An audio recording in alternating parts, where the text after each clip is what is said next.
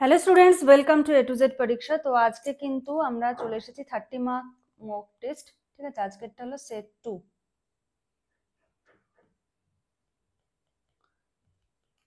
আজকেরটা হলো সেট 2।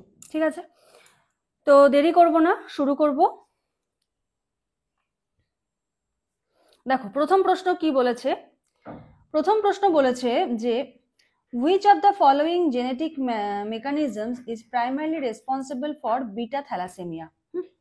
যে নিম্নলিখিত কোন জিনগত প্রক্রিয়াটি বিটা থ্যালাসেমিয়ার জন্য দায়ী।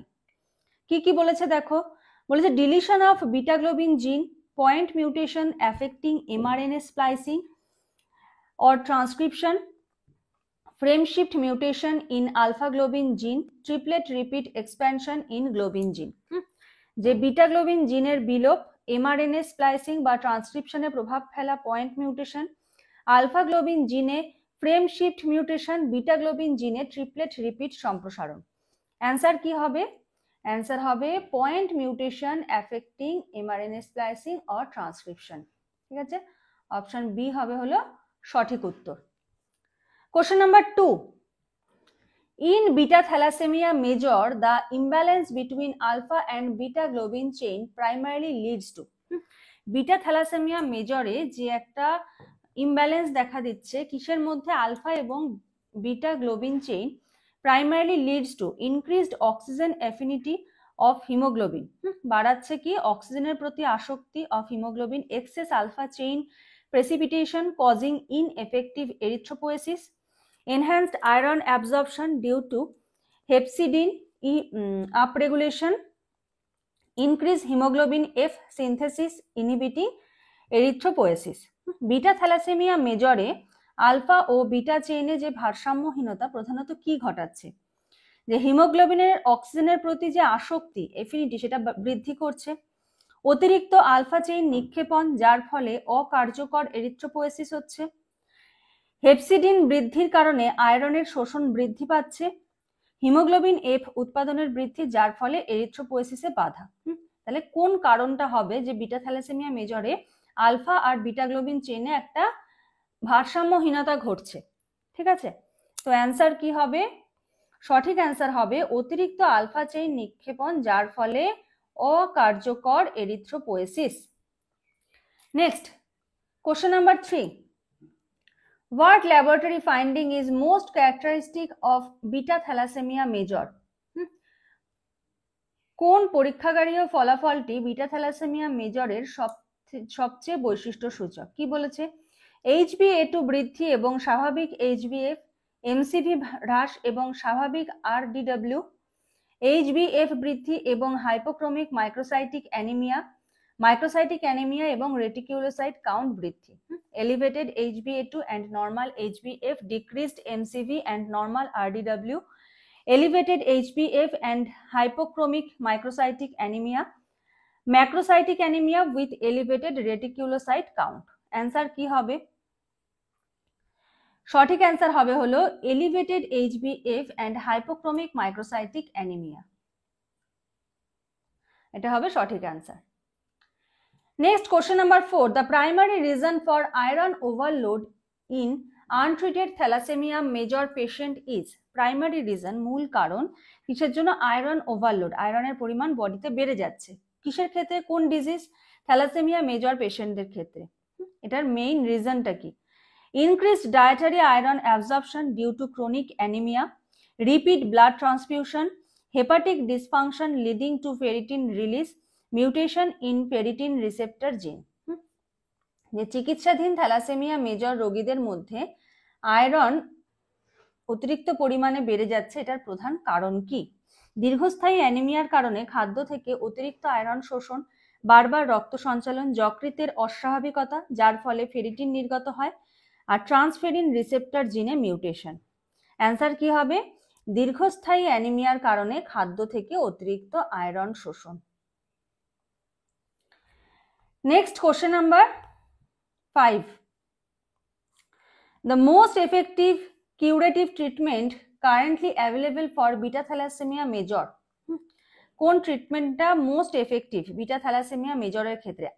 Iron chelation therapy, splenectomy, allogeneic hematopoietic stem cell transplantation, regular blood transfusion with hydroxy urea. তো সঠিক অ্যান্সার কি হবে? সঠিক অ্যান্সার হবে হলো allogeneic hematopoietic stem cell transplantation. ঠিক আছে, সঠিক অ্যান্সার হবে হলো allogeneic hematopoietic stem cell transplantation. Question number 6 দেখো কি বলেছে। বলেছে নিম্নলিখিত কোনটি ওপান্টিনার মতো মরুভূমির উদ্ভিদের একটি গুরুত্বপূর্ণ শারীরবৃত্তীয় অভিযোজন? Which of the following is a key anatomical adaptation in desert plants like opantina? Option কি কি বলেছে? চওড়া পাতা, পাতলা কিউটিকল, পাতা কাঁটায় রূপান্তরিত মোটা রসালো কাণ্ড, গভীর মূল এবং পাতলা কাণ্ড, স্টোমাটা দিয়ে বেশি পরিমাণে জলের বাষ্পীভবন। Broad leaves with thin cuticle, leaves reduced to spine and thick succulent stem, deep tap root and thin stem, high transpiration rate through stomata. তো অ্যান্সার কি হবে এটার? অ্যান্সার হবে হলো পাতা কাঁটায় রূপান্তরিত এবং মোটা রসালো। পাতা কাঁটায় রূপান্তরিত মোটা রসালো। কোশ্চেনগুলো কেমন লাগছে প্রত্যেকে জানিও, ভালো লাগলে কিন্তু অবশ্যই লাইক করে দিও। পরের কোশ্চেন দেখো, বলেছে কোন মরুভূমির প্রাণী জল সংরক্ষণ করার জন্য ইউরিক অ্যাসিড নির্গত করে? একদম ভিভিআই কোশ্চেন। ঠিক আছে, কোন মরুভূমির প্রাণী জল সংরক্ষণ করার জন্য ইউরিক অ্যাসিড নির্গত করে? উট, ক্যাঙ্গারু, ইঁদুর, মরুভূমির গিরগিটি, উট পাখি। অ্যান্সার কি হবে? অ্যান্সার হবে হলো উট পাখি বা অস্ট্রিক। ঠিক আছে, which desert animal exerts uric acid to conserve water? Ostrich. Next, in which form do desert plants generally store water?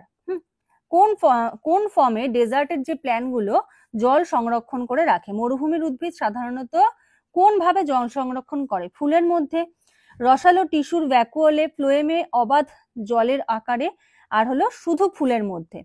Answer কি হবে? অ্যান্সার হবে হলো রসালো টিস্যুর ভ্যাকুওলে। Next question number 9, the behaviour of remaining underground during day time is an example of. ঠিক আছে, দিনের বেলায় মাটির নিচে লুকিয়ে থাকার আচরণটি কোন ধরনের অভিযোজন? The behaviour of remaining underground during day time, দিনের বেলা মাটির নিচে লুকিয়ে থাকা, এটা কি? Anatomical adaptation, morphological adaptation, physiological adaptation, behavioural adaptation. তোমরা প্রত্যেকে কিন্তু ট্রাই করবে এবং আউট অফ 30 কত স্কোর হলো সেটা কিন্তু জানাবে। কালকেও আমি একটা মক টেস্ট দিয়েছি, তোমরা প্রত্যেকে স্কোর জানিয়েছো, খুব ভালো লেগেছে। তো আজকেও দিলাম, আজকেও কিন্তু প্রত্যেকের কাছ থেকে একই রকম ভাবে এবং আরো বেশি ভাবে কিন্তু এনগেজমেন্টটা আশা করছি যে তোমরা আরো বেশি অ্যাক্টিভলি ক্লাসটাকে করবে। Anatomical, morphological, physiological, behavioural. Answer কি হবে? অ্যান্সার হবে হলো behavioural.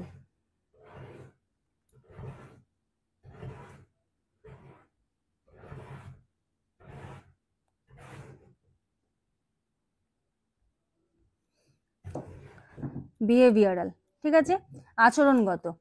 Next, what is the primary reason camels red blood cell can swell without bursting? একটা মানে প্রাইমারি রিজন কি যে ক্যামেল, উটের লোহিত রক্তকণিকা এটা সোয়েল করতে পারে কিন্তু বার্স্ট করবে না? ঠিক আছে, উটের লাল রক্তকণিকা, লোহিত রক্তকণিকা স্ফীত হলেও ফেটে না যাওয়ার প্রধান কারণ কি? অপশনগুলো দেখো কি কি বলেছে, যে সেগুলোর নিউক্লিয়াস নেই, সেগুলো গোলাকার, এগুলোর ঝিল্লি অত্যন্ত স্থিতিস্থাপক, আর কি বেশি হিমোগ্লোবিন থাকছে। তাহলে সঠিক অ্যান্সার কি হবে? সঠিক অ্যান্সার হবে এগুলোর ঝিল্লি অত্যন্ত স্থিতিস্থাপক। দেয়ার মেমব্রেনস আর হাইলি ইলাস্টিক, এই কারণে এগুলো সোয়েল হলেও কিন্তু ফেটে যায় না, বাস্ট করে না। ঠিক আছে, চলো নেক্সট কোশ্চেন।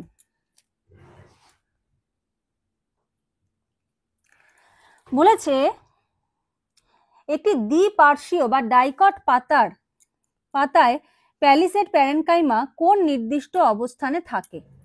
একটি ডাইকট পাতায় প্যালিসেড প্যারেনকাইমা কোন নির্দিষ্ট অবস্থানে থাকছে?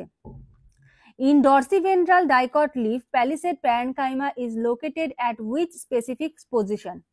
Above lower epidermis, between xylem and phloem, just below the upper epidermis, surrounding the midrib. যে নিচে এপিডার্মিসের উপর, জাইলেম এবং ফ্লোয়েমের মাঝখানে, উপর এপিডার্মিসের ঠিক নিচে, আর হলো মিড রিবকে ঘিরে। অ্যান্সার কি হবে? অ্যান্সার হবে হলো এপিডার্মিসের ঠিক নিচে, just below the upper epidermis. উপরের যে এপিডার্মিস, সেই এপিডার্মিসের ঠিক নিচে থাকছে হলো এই প্যালিসেড প্যারেনকাইমা। ঠিক আছে, চলো next question number 12, which layer in monocot leaf contain bulliform cell and what is their primary role? একবীজপত্রী পাতার কোন স্তরে বুলিফর্ম কোষ থাকে এবং তাদের ভূমিকা কি?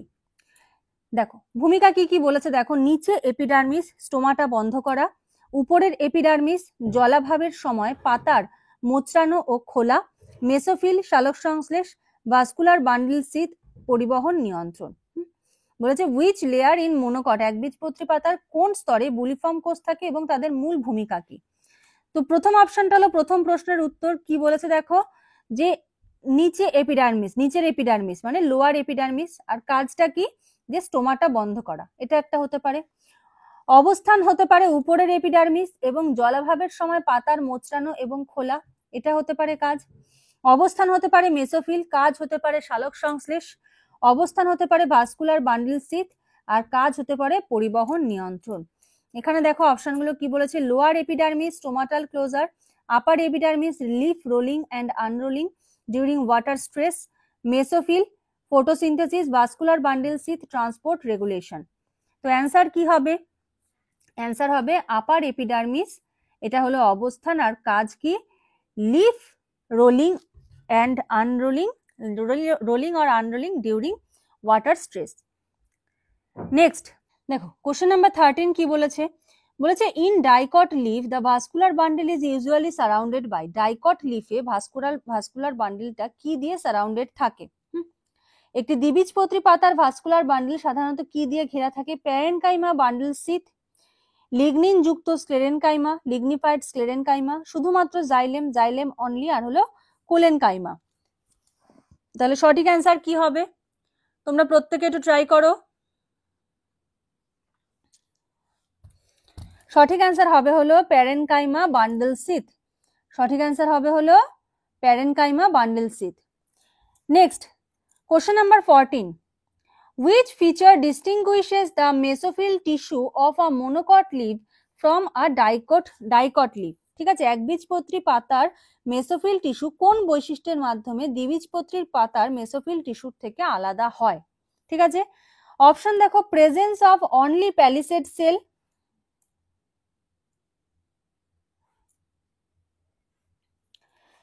presence of only palisade cell, differentiate into palisade and spongy parenchyma, undifferentiated mesophyll composed of similar cells, presence of trichosome, শুধুমাত্র প্যালিসেড কোষ থাকে, প্যালিসেড ও স্পঞ্জি প্যারেনকাইমায় বিভাজন, একরকম কোষ দ্বারা গঠিত অতিরিক্ত মেসোফিল আর ট্রাইকোম উপস্থিত। অ্যান্সার কি হবে, অ্যান্সার হবে একই রকম কোষ দ্বারা গঠিত অবিভক্ত mesophyll, undifferentiated mesophyll composed of similar cell. Next 15 কি বলেছে দেখো, in dicot leaf vascular bundle which part is oriented towards the upper epidermis? দ্বিবীজপত্রী পাতার ভাস্কুলার বান্ডেলের কোন অংশটি উপর এপিডার্মিসের দিকে মুখ করে থাকে? Phloem, ক্যাম্বিয়াম, xylem, parenchyma. অ্যান্সার কি হবে, অ্যান্সার হবে হলো জাইলেম। ঠিক আছে, অ্যান্সার কি হবে, জাইলেম। চলো এবার নেক্সট কোশ্চেন দেখবো।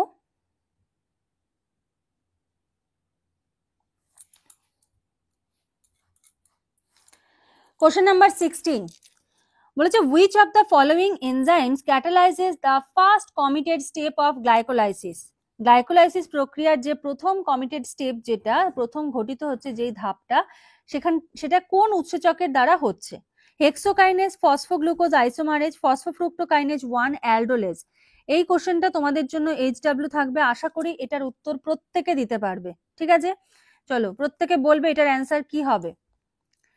নেক্সট পরের প্রশ্ন বলেছে during glycolysis which of the following step directly produces ATP? গ্লাইকোলাইসিসের সময় কোন ধাপটি ডাইরেক্টলি এটিপি প্রডিউস করে? গ্লাইকোলাইসিসের প্রক্রিয়ায় কোন ধাপে সরাসরি এটিপি উৎপন্ন হয়? গ্লুকোজ থেকে গ্লুকোজ 6 ফসফেট, 1,3 বিসফসফোগ্লিসারেট থেকে 3 ফসফোগ্লিসারেট, ফ্রুক্টোজ 1,6 থেকে ফ্রুক্টোজ 1,6 বিসফসফেট, গ্লিসারেলডিহাইড 3 ফসফেট থেকে 1,3 বিসফসফোগ্লিসারেট। অ্যান্সার কি হবে, অ্যান্সার হবে 1,3-বিসফসফোগ্লিসারেট থেকে 3-ফসফোগ্লিসারেট। Then question number 3, which of the following molecule is the end product of glycolysis under aerobic condition? ঠিক আছে, এটাও HW থাকবে।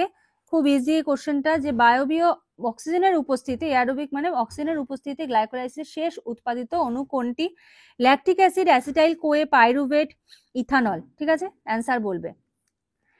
How many net ATP molecules are gained per molecule of glucose during glycolysis? যারা glycolysis এখনো পড়নি, পড়ে নেবে, নিয়ে কোশ্চেনগুলোর answer করবে। এটাও দিলাম HW। ঠিক আছে, গ্লাইকোলাইসিস প্রক্রিয়ায় প্রতি অণু গ্লুকোজ থেকে মোট কতগুলো এটিপি লাভ হয়? 2, 4, 6, 8। Next question number 20, which enzyme is responsible for the oxidation and phosphorylation of glyceraldehyde 3-phosphate? কোন এনজাইমটা রেসপন্সিবল থাকে যে গ্লিসারালডিহাইড অক্সিডেশন এন্ড ফসফোরাইলেশন ঘটছে গ্লিসারালডিহাইড 3-ফসফেটে, এটার জন্য? Enolase, phosphoglycerate kinase, glyceraldehyde three phosphate dehydrogenase, triose phosphate isomerase. Answer কি হবে? Glyceraldehyde three phosphate dehydrogenase. ঠিক আছে, চলো next question.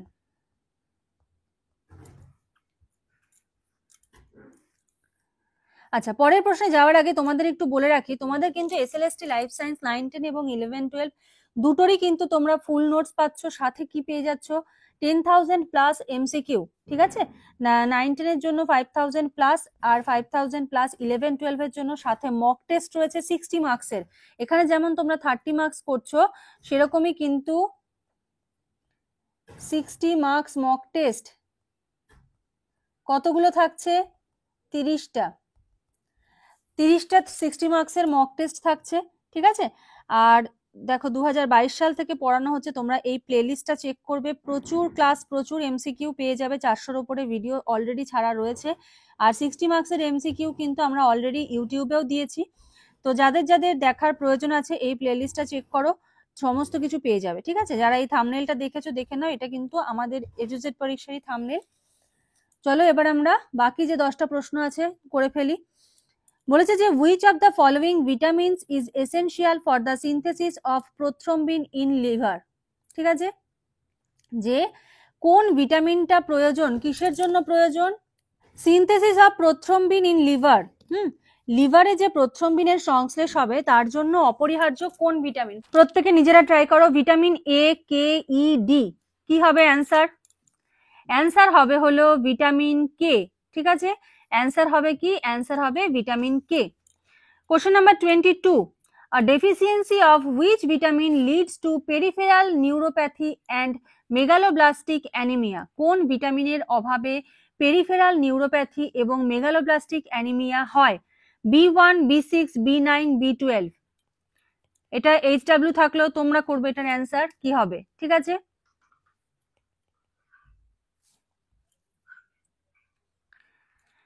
Next question number 23, which fat soluble vitamin acts as an antioxidant and helps stabilize cell membrane? ঠিক আছে, which fat soluble vitamin, ফ্যাটে দ্রাব্য কোন vitamin antioxidant হিসেবে কাজ করছে এবং স্টেবিলাইজ করছে সেল মেমব্রেনকে? ঠিক আছে, স্থিতিশীল রাখতে সাহায্য করছে। কোন ফ্যাট দ্রবণীয় ভিটামিন অ্যান্টিঅক্সিডেন্ট হিসেবে কাজ করে এবং কোষ পর্দাকে স্থিতিশীল রাখে? Vitamin A, D, E, K। কি হবে অ্যান্সার? ADEK, এই 4টেই আমরা জানি যে এটা হলো ফ্যাটে দ্রাব্য ভিটামিন, তাই তো? তাহলে এটার অ্যান্সার কি হবে? অ্যান্সার হবে হলো ভিটামিন ই। ঠিক আছে, অ্যান্সার কি হবে? Vitamin E. Question number 24, the coenzyme form of which vitamin is required for oxidative decarboxylation of pyruvate? কোন ভিটামিনের কোএনজাইম ফর্মটা কিসের জন্য প্রয়োজন? অক্সিডেটিভ ডিকার্বক্সিলেশন অফ পাইরুভেট এই জন্য প্রয়োজন। B1, B3, B2, B7। কি হবে অ্যান্সার? পাইরুভেটের অক্সিডেটিভ ডিকার্বক্সিলেশনে কোন ভিটামিনের কোএনজাইম রূপটি প্রয়োজন হয়? অ্যান্সার কি হবে? অ্যান্সার হবে thymine, B1। Which vitamin deficiency causes keratomelassia, night blindness and squamous metaplasia? কোন ভিটামিনের অভাবে keratomalacia, night blindness and squamous metaplasia হয়? খুব ইজি এটা, এটা তোমাদের জন্য HW থাকলো। Vitamin A, B2, D, C কোনটা হবে প্রত্যেকে জানাবে।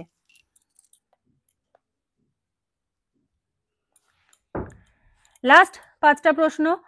What is the primary form in which carbon dioxide is transported in the blood? রক্তে কার্বন ডাই অক্সাইড প্রধানত কোন রূপে কি অবস্থায় পরিবাহিত হয়? ডিজলভড ইন প্লাজমা, প্লাজমায় দ্রবীভূত অবস্থায়, bound to haemoglobin as carbamino haemoglobin, হ্যাঁ হিমোগ্লোবিনের সাথে কার্বামিনো হিমোগ্লোবিন হিসাবে, প্লাজমায় বাইকার্বনেট আয়ন হিসাবে as bicarbonate ions in plasma, carbonic acid হিসাবে অ্যাজ কার্বনিক অ্যাসিড। অ্যান্সার কি হবে? অ্যান্সার হবে হলো as bicarbonate ions in plasma. ঠিক আছে, নেক্সট বলেছে যে which causes oxygen hemoglobin dissociation curve to shift to the right? কোন ঘটনাটা অক্সিজেন হিমোগ্লোবিন ডিসোসিয়েশন যে কার্ভ সেটাকে ডান দিকে সরে যেতে হেল্প করে? এরকম ধরনের হয় কার্ভটা দেখতে, ঠিক আছে, এটা এরকম ভাবে ডান দিকে সরে আসে। কোনটার জন্য? ডিক্রিজ ইন টেম্পারেচার, টেম্পারেচার তাপমাত্রা হ্রাস পেলে, decrease in CO2 level, CO2 এর পরিমাণ হ্রাস পেলে, ইনক্রিজ ইন পিএইচ, পিএইচ বৃদ্ধি পেলে, 2-3 BPG অফ CO2 এর পরিমাণ বৃদ্ধি, 2-3 BPG এবং CO2 এর পরিমাণ বৃদ্ধি পেলে। তো অ্যান্সার কি হবে? অ্যান্সার হবে 2-3 BPG ও CO2 এর পরিমাণ বৃদ্ধি। নেক্সট নাম্বার 3 দেখো কি বলেছে, Bohr effect is related to, Bohr effect is related to, Bohr effect কিসের সঙ্গে সম্পর্কিত? Effect of O2 and CO2 transport, O2 এবং CO2 যে ট্রান্সপোর্ট হচ্ছে তার প্রভাবের উপর ডিপেন্ড করছে। Binding of oxygen with myoglobin, decreased O2 affinity to hemoglobin at low pH, decreased CO2 solubility in plasma. CO2 পরিবহনে O2 প্রভাব, হ্যাঁ, মায়োগ্লোবিনের সাথে অক্সিজেনের বন্ধন, নিম্ন পিএইচ এ হিমোগ্লোবিনের অক্সিজেন ধারণ ক্ষমতা হ্রাস পাওয়া, আর হলো প্লাজমায় CO2 দ্রাব্যতা বৃদ্ধি। তো অ্যান্সার কি হবে? অ্যান্সার হবে decreased O2 affinity of haemoglobin at low pH, decreased O2 affinity, O2 যে আসক্তি হিমোগ্লোবিনের, O2 প্রতি যে আসক্তি সেটা কমে যাচ্ছে কখন? যখন পিএইচ অনেক লো থাকছে। ঠিক আছে, Bohr effect is related to, খুব ইম্পর্টেন্ট কিন্তু এই প্রশ্নটা। ঠিক আছে, next question number 29, in lungs the Haldane effect facilitates, ফুসফুসে হ্যালডেন প্রভাব কি সহজতর করে? অক্সিজেন আপটেক বাই টিস্যু, টিস্যুগুলো খুব সহজে অক্সিজেন নিতে পারে। CO2 loading into red blood cell, red blood সেলে CO2 প্রবেশ ঘটছে। Release of CO2 from blood due to oxygenation of haemoglobin, হিমোগ্লোবিনের অক্সিজেন ধারণের ফলে রক্ত থেকে CO2 নির্গমন হচ্ছে। বাইকার্বনেট উৎপাদন। অ্যান্সার কি হবে? অ্যান্সার হবে হলো হিমোগ্লোবিনের অক্সিজেন ধারণের ফলে রক্ত থেকে CO2 নির্গত হচ্ছে। ঠিক আছে, এটা হবে সঠিক answer. Question number 13, what is the normal percentage of oxygen transported in the blood in the form of oxyhaemoglobin? Oxyhaemoglobin রক্তে স্বাভাবিকভাবে কত শতাংশ অক্সিজেন অক্সিহিমোগ্লোবিন হিসেবে পরিবাহিত হয়? 2%, 10%, 50%, 98%। অ্যান্সার কি হবে? অ্যাপ্রক্স 98%, মানে প্রায় 98%। ঠিক আছে, তো এই হলো আজকে তোমাদের জন্য 30টা কোশ্চেন। কত স্কোর হলো আউট অফ 30 প্রত্যেকে কিন্তু জানিও। আর যারা আমাদের 10,000 MCQ নিতে চাইছো তারা স্ক্রিনে যে নাম্বার দেখতে পাচ্ছ এই নাম্বারে যোগাযোগ করে কিন্তু তোমরা ডিটেলসটা জেনে নিতে পারো, নিয়ে তারপর যদি মনে হয় যে হ্যাঁ নেবে তাহলে নিতে পারো। ঠিক আছে, একদম চ্যাপ্টার ওয়াইজ পাবে, মক টেস্ট পাবে, সমস্ত কিছু। তো চলো আজকের মতো এখানে শেষ করছি, নেক্সট ক্লাসে আবার দেখা হবে, কথা হবে। আজকের মতো এইটুকুই, থ্যাংক ইউ।